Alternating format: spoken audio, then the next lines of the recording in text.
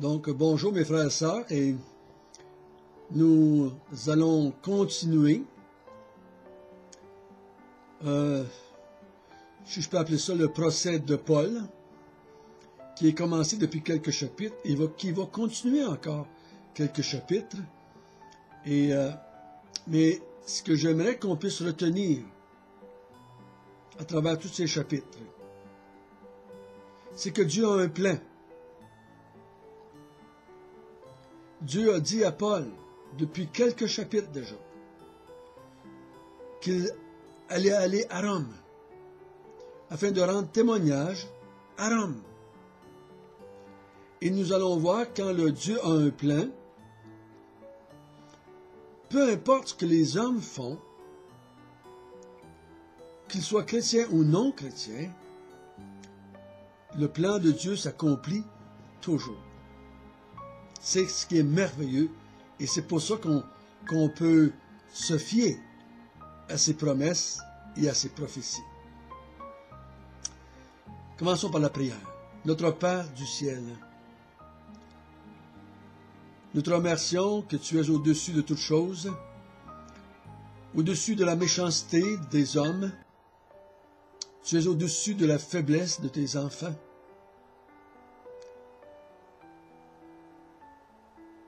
Et tu es un Dieu qui, à cause de tes attributs, tu peux contrecarrer, si je peux dire ainsi, la folie de l'être humain. Mais tu es tellement puissant que tu peux même utiliser la folie de l'être humain pour accomplir ton plan parfait. Convainc-nous encore ce matin. Conduis-nous dans cette lecture et qu'on puisse voir notre Dieu à l'œuvre et qu'on puisse te glorifier et te louer. Amen. Donc, Paul a été arrêté à Jérusalem par les Juifs premièrement, et on a voulu le tuer. Dieu a permis que le tribun intervienne et les empêche de le faire. Les Juifs ont voulu, encore une fois, prendre Paul dans un guet-apens. Dieu avertit Paul et le tribun par le fils de la sœur de Paul, et le tribun intervient encore une fois et sauve Paul en l'envoyant chez Félix avec une grande escorte, afin qu'il arrive à Césarée chez Félix, sain et sauve. Et quand il arrive à Césarée, Félix lui demande « De quelle province es-tu » Paul dit « Je suis de Cilicie ». Il dit « Je t'entendrai là-dessus lorsque tes accusateurs arriveront ». C'est ce que nous allons voir ce matin, les accusateurs de Paul qui arrivent. Chapitre 24, verset 1. 5 jours après arriva le souverain sacrificateur Ananias avec des anciens et un orateur nommé Tertulle. Ils portèrent plainte au gouverneur contre Paul. Paul fut appelé et Tertulle se mit à l'accuser en ces termes. « Très excellent Félix, tu nous fais jouir d'une paix profonde, et cette nation a obtenu de salutaires réformes par tes soins prévoyants. C'est ce que nous reconnaissons en tout et partout avec une entière gratitude. Mais pour ne pas te retenir davantage, je te prie d'écouter, dans ta bonté, ce que nous avons à te dire en peu de mots. Nous avons trouvé cet homme qui est une peste et qui excite des divisions parmi tous les Juifs du monde, qui est le chef de la secte des Nazaréens, et qui même a tenté de profaner le temple. Nous l'avons arrêté, et nous avons voulu le juger, selon notre loi. Mais le tribun, Lysias, étant arrivé, l'a arraché de nos mains avec une grande violence, en ordonnant à ses accusateurs de venir devant toi. Tu pourras toi-même, en l'interrogeant, apprendre de lui tout ce dont nous l'accusons. Les Juifs appuyèrent ce réquisitoire, soutenant que les choses étaient ainsi.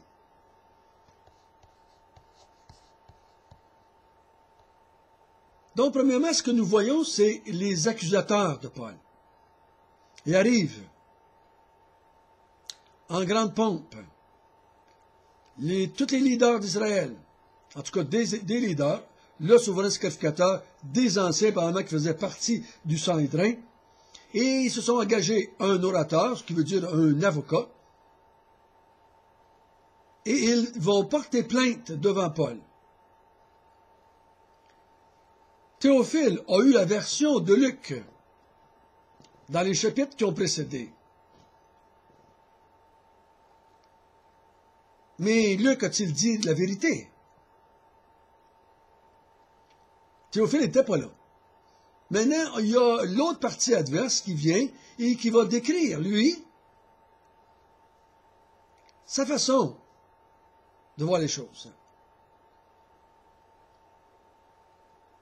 Il accuse Paul d'avoir fait des troubles partout, parmi les Juifs, dans le monde entier. On l'accuse d'avoir profané le temple, qui a essayé, ils disent qu'il a essayé de profaner le temple. Et ils disent qu'ils l'ont arrêté, qu'ils ont voulu le juger selon leur loi. Selon Luc, c'est pas vrai. Ils l'ont pris et qu'ils ont commencé à le battre quasiment à mort. Si le tribun ne serait pas intervenu, il aurait probablement été tué par la foule. Ils disent que le tribun, au verset 7, l'arrête avec une grande violence. Selon Luc, c'est pas vrai.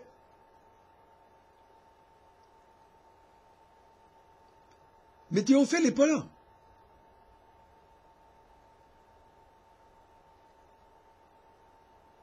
Donc, Théophile, comment peut-il savoir si c'est vrai? Donc, lui qui est un excellent Théophile, qui est une autorité romaine, il va s'arrêter et voir qu'est-ce que ses confrères, comme le excellent Félix, ou d'autres autorités, autant juives que romaines, vont dire. Ça, c'est l'accusation. Une accusation, selon ce que nous, on croit, c'est nous croyons que Luc dit la vérité. Donc, c'est un tissu de mensonges pour tromper Félix. Maintenant, nous allons voir ce que Paul va dire à cela. Voyons voir à partir du verset 10. Après que le gouverneur lui fut signe de parler, Paul répondit, « Sachant que depuis plusieurs années tu es juge de cette nation, c'est avec confiance que je prends la parole pour défendre ma cause. Il n'y a pas plus de 12 jours, tu peux t'en assurer, que je suis monté à Jérusalem pour adorer. On ne m'a trouvé ni dans le temple, ni dans les synagogues, ni dans la ville, discutant avec quelqu'un ou provoquant un rassemblement séditieux de la foule. Il ne saurait prouver ce dont il m'accuse maintenant. Oh, je t'avoue bien que je sers le Dieu de mes pères selon la voie qu'ils appellent une secte, croyant tout ce qui est écrit dans la loi et dans les prophètes, et ayant en Dieu cette espérance, comme ils l'ont eux-mêmes, qu'il y aura une résurrection des justes et des injustes. C'est pourquoi je m'efforce d'avoir constamment une conscience sans reproche devant Dieu et devant les hommes. Après une absence de plusieurs années, je suis venu pour faire des aumônes à ma nation et pour présenter des offrandes. C'est alors que quelques Juifs d'Asie m'ont trouvé purifié dans le temple, sans attroupement ni tumulte. C'était à eux de me paraître en ta présence et de se porter accusateur s'ils avaient quelque chose contre moi. Ou bien que tu ici déclares de quel crime ils m'ont trouvé coupable lorsque j'ai comparu devant le Sanhédrin. À moins que ce soit uniquement de ce cri que j'ai fait entendre au milieu d'eux, c'est à cause de la résurrection des morts que je suis aujourd'hui mis en jugement devant vous.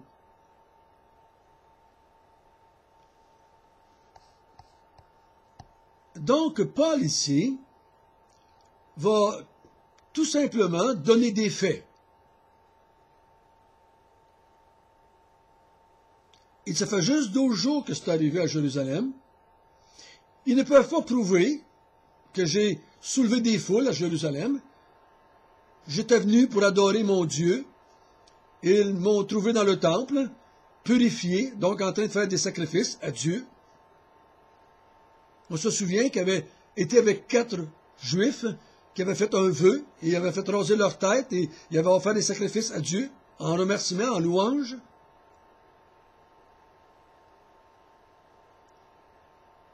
Mais l'argument le plus important, c'est qu'il dit,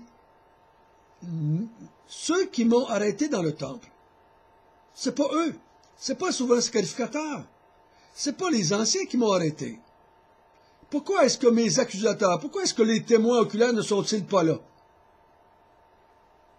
C'est à eux qui auraient dû venir m'accuser, les témoins oculaires, pas le souverain sacrificateur, pas les anciens, ils n'étaient pas là.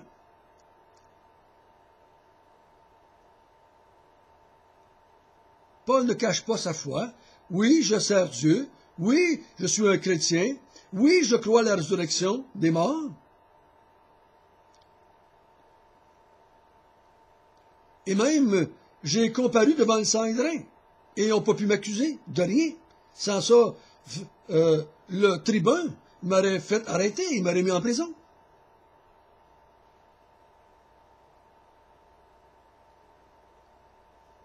Ils n'ont rien pu démontrer, ni devant le Sanhédrin, ni devant le tribun. Ils n'ont pas pu trouver à m'accuser là-bas. C'est pour ça que le tribun m'a envoyé jusqu'à toi. Simple, clair, honnête, vérité, tout simplement. Regardons maintenant la réaction du juge. Verset 22. Félix, qui était parfaitement au courant de ce qui concernait cette doctrine, la résurrection, les ajourna en disant « Quand le tribun Lysias sera venu, j'examinerai votre affaire. » Il donna l'ordre au centenier de garder Paul en lui laissant une certaine liberté et en n'empêchant aucun des siens de lui rendre des services. Quelques jours après, Félix vint avec Drusille, sa femme, qui était juive, et il fit appeler Paul. Il l'entendit sur la foi en Christ. Mais Paul discourait sur la justice, la tempérance, le jugement à venir. Félix, effrayé, dit, « Pour le moment, retire-toi. Quand j'en trouverai l'occasion, je te rappellerai. » Il espérait en même temps que Paul lui donnerait de l'argent.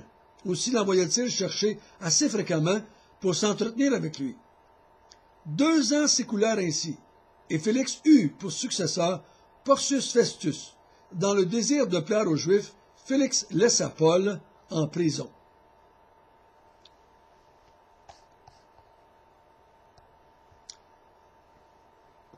Donc, Félix, pendant qu'il a écouté le côté des accusateurs et la défense de Paul, il s'aperçoit très bien au verset 22 qu'on parle de doctrine, on parle de croyance. Il n'y a rien de légal là-dedans. Il voit très bien qu'il n'y a aucun argument qui peut condamner Paul. Donc, il dit, le seul point que je peux faire, je vais attendre que le tribun, qui me l'a envoyé, mais qui vienne, on regardera. Qu'est-ce que lui, il va dire de cela? Il ne se fie pas aux Juifs, il ne se fie pas à Paul.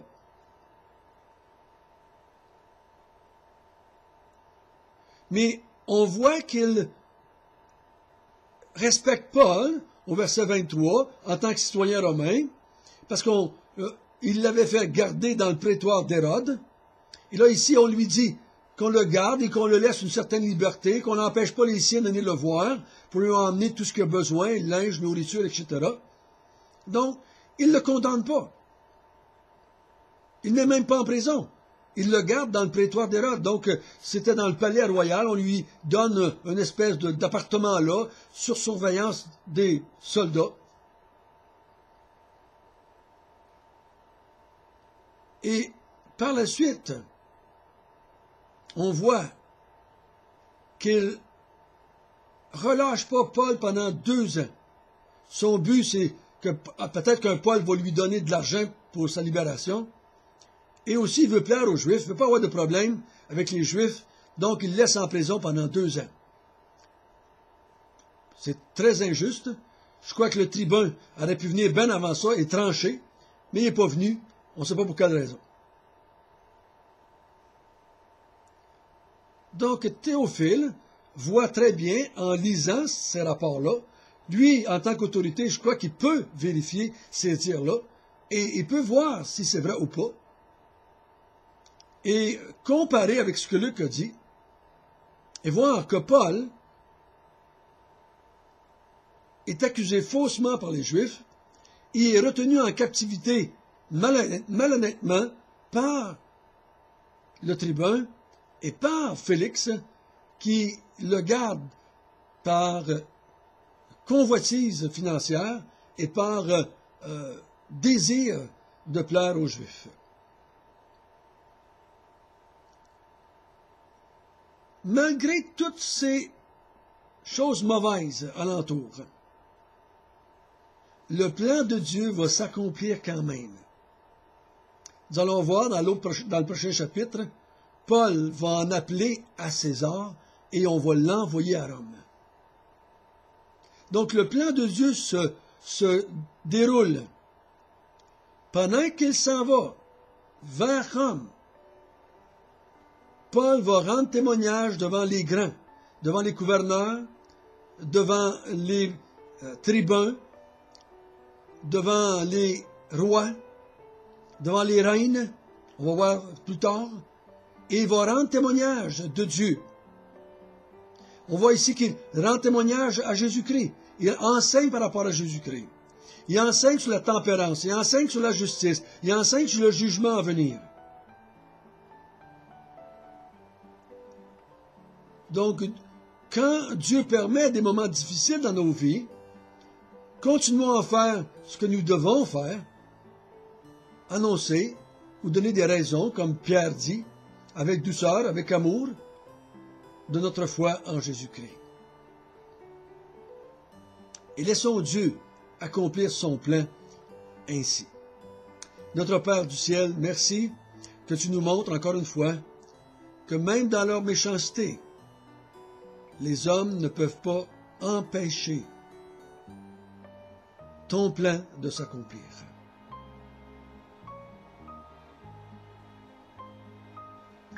Donne-nous d'avoir foi en toi, que malgré tout ce qui se passe autour de nous, et malgré toutes les attaques contre l'Église, dans le monde entier, ton plan va tout de même s'accomplir. Et nous te bénissons au nom de Jésus. Amen.